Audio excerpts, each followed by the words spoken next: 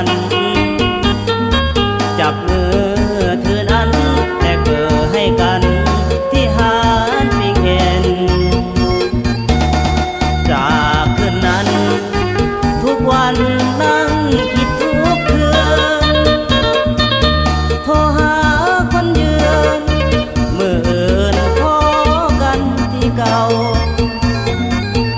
ที่หาดปิงเอ็นเนื้อเย็นเคยบอกหาเฮา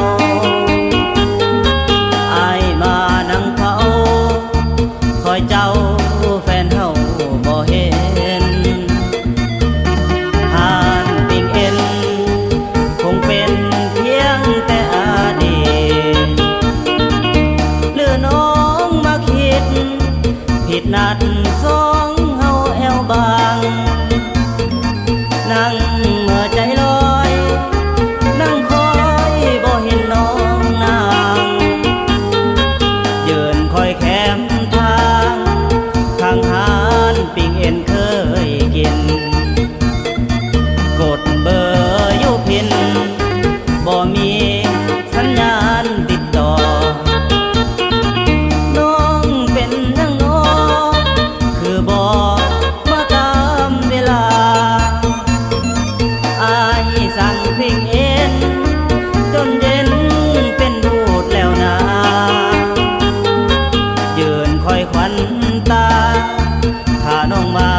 ที่หาดปิงเอ็น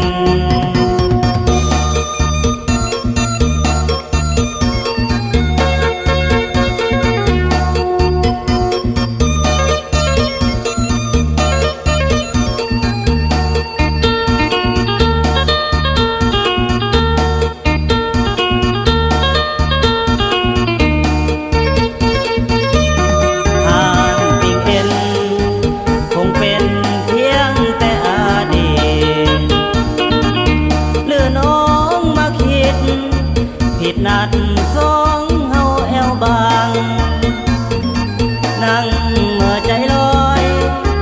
นั่งคอยบ่เห็นน้องนางยืนคอยแคมทาง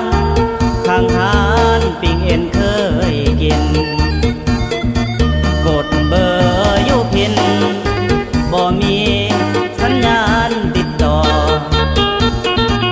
น้องเป็นจังน้อคือบ่มาตามเวลาอายสั่งปิงเอ็นจนเย็นเป็นรูดแล้วนะยืนคอยควัน